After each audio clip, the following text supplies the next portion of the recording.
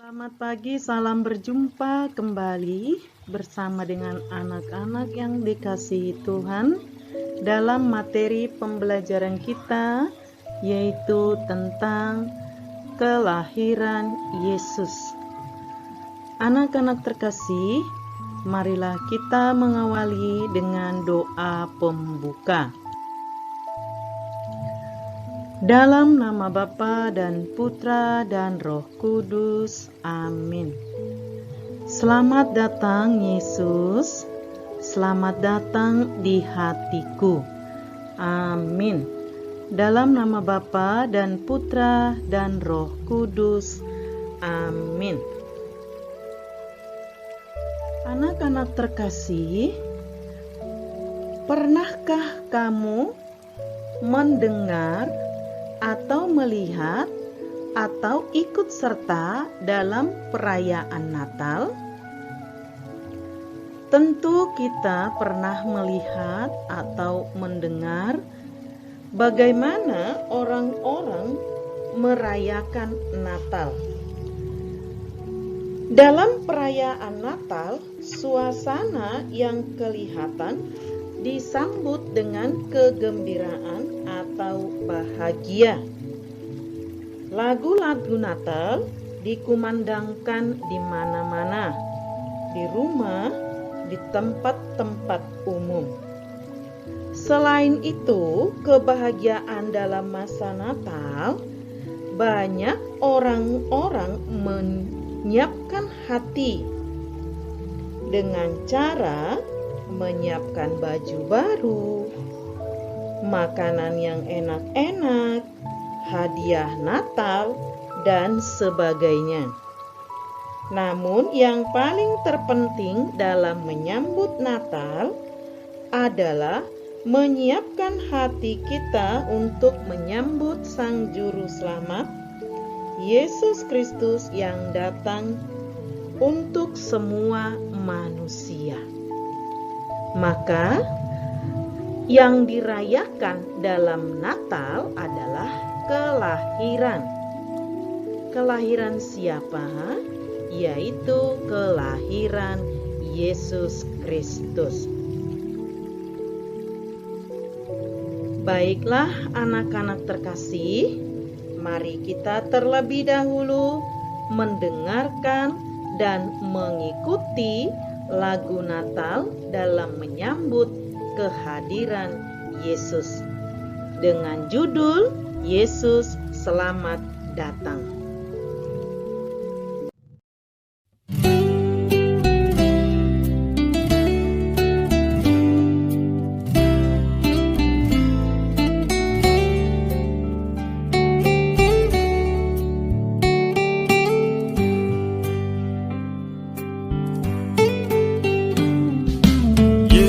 Selamat datang hari lahirmu, lama ditunggu umat dengan rindu.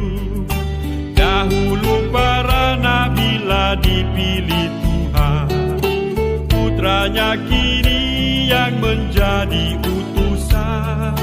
Selamat datang. Hari lahir yang nyata, betapa cinta Tuhan pada kita.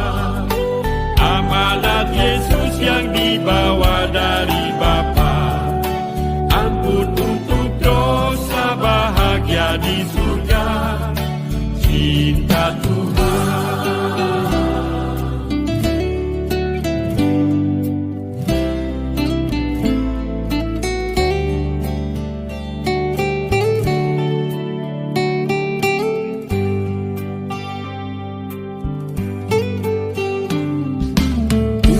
Manusia di tangan setan, dosa merajalela tak tertahan.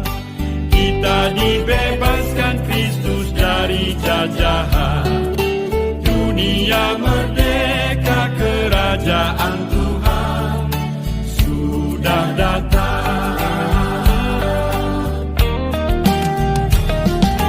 Kristus datang lagi di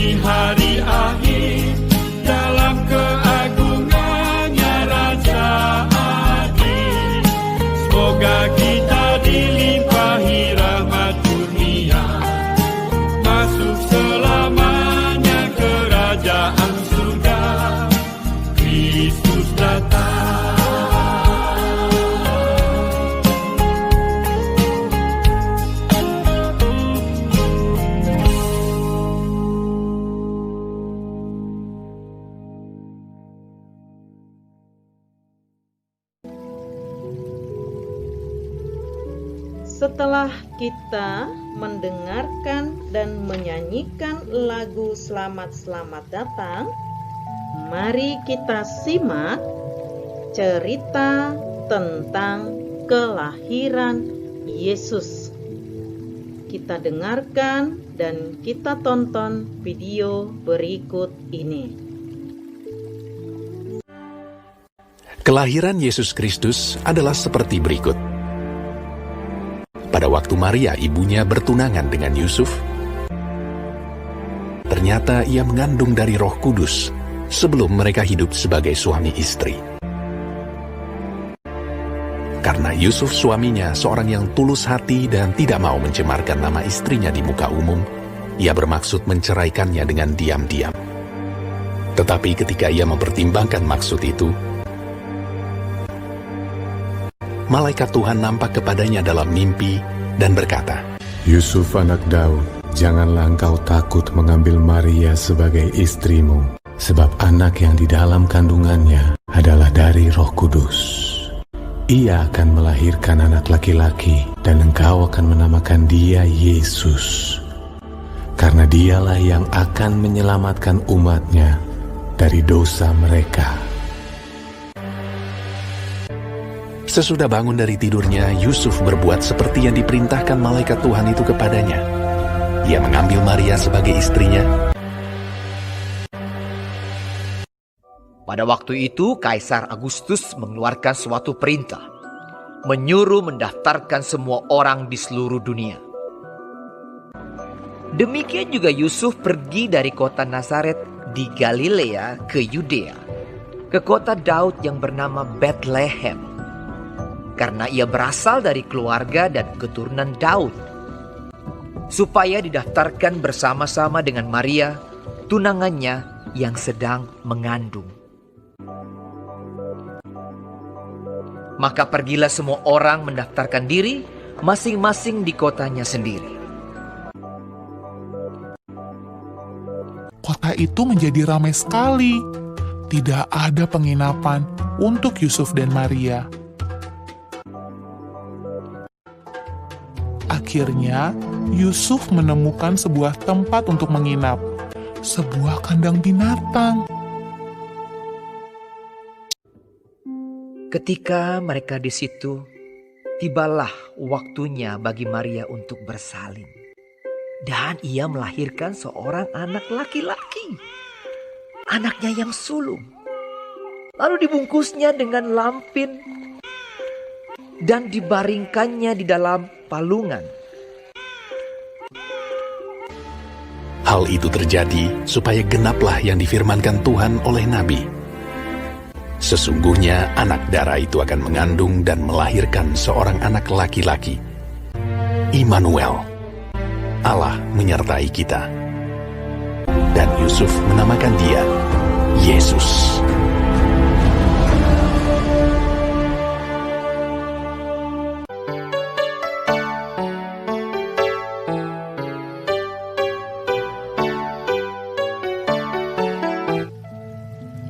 Anak-anak tersasih, video yang baru kita tonton yaitu mengisahkan tentang kelahiran Yesus. Maria dan Yusuf adalah orang tua dari Yesus yang berasal dan tinggal di Nazaret. Kaisar Agustus memerintahkan semua penduduk wajib mendaftarkan diri ke tempat asalnya. Karena Maria dan Yusuf berasal dari kota Bethlehem, maka Maria dan Yusuf ikut mendaftarkan diri ke tempat asalnya. Karena Maria adalah orang yang taat. Pada waktu itu, Maria mengandung pada masa hamil tuanya. Artinya, Maria mau melahirkan. Tetapi karena ketaatannya, Maria dan Yusuf pergi ke Bethlehem. Di Bethlehem, Maria tidak mendapatkan tempat untuk menginap karena semua tempat sudah penuh. Terpaksa Maria dan Yusuf menginap di sebuah kandang domba di Bethlehem. Kandang domba itu adalah sebuah gua tempat berteduhnya kambing domba yang sangat kotor dan bau. Di dalam gua itu hanya ada jerami dan palungan tempat minum kambing dan domba. Namun, Maria dan Yusuf tinggal di tempat itu. Dan di tempat itulah Maria melahirkan seorang anak laki-laki yang dibungkus dengan kain lampin dan dibaringkan dalam palungan dengan beralaskan jerami.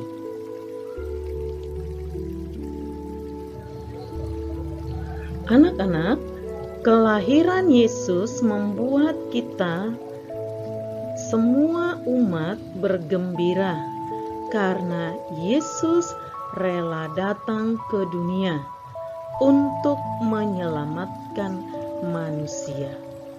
Meskipun Yesus dibaringkan di palungan, Yesus tetap hadir sebagai seorang raja yang mau bersahabat dengan orang-orang yang miskin dan menderita. Yesus mau bersahabat dengan siapa saja tanpa memandang perbedaan miskin atau kaya. Yesus sangat mengasihi semua manusia di dunia ini.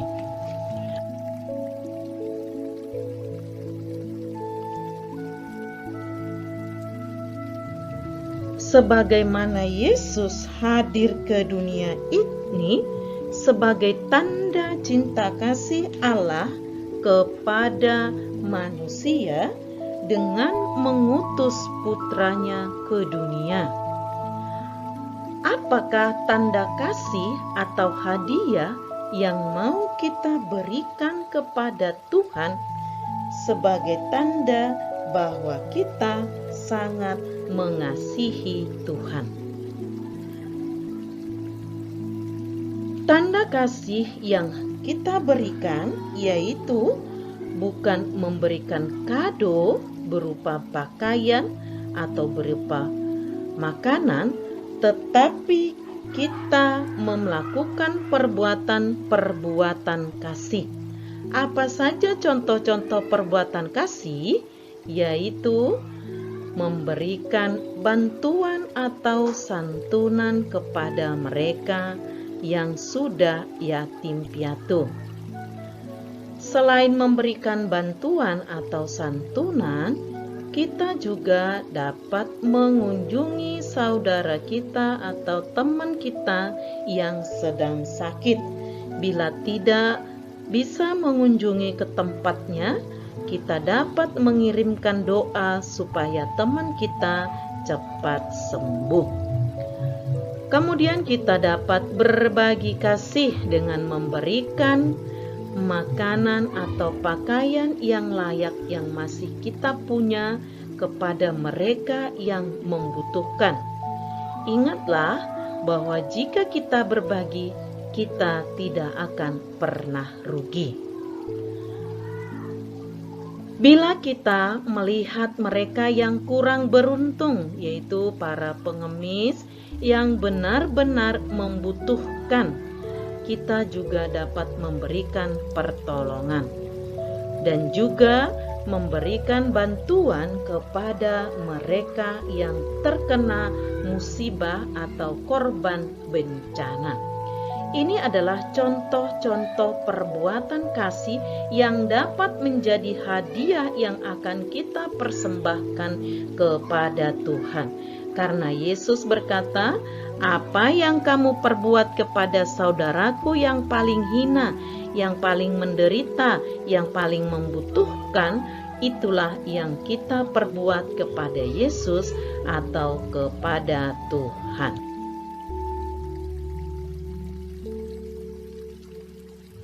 Baiklah anak-anak terkasih, pembelajaran kita hari ini telah selesai. Mari kita tutup dengan doa. Dalam nama Bapa dan Putra dan Roh Kudus. Amin.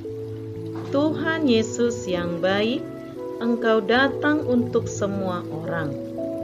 Bantulah kami untuk menjadi orang yang sederhana, peduli terhadap sesama yang miskin dan menderita. Terima kasih Tuhan. Amin.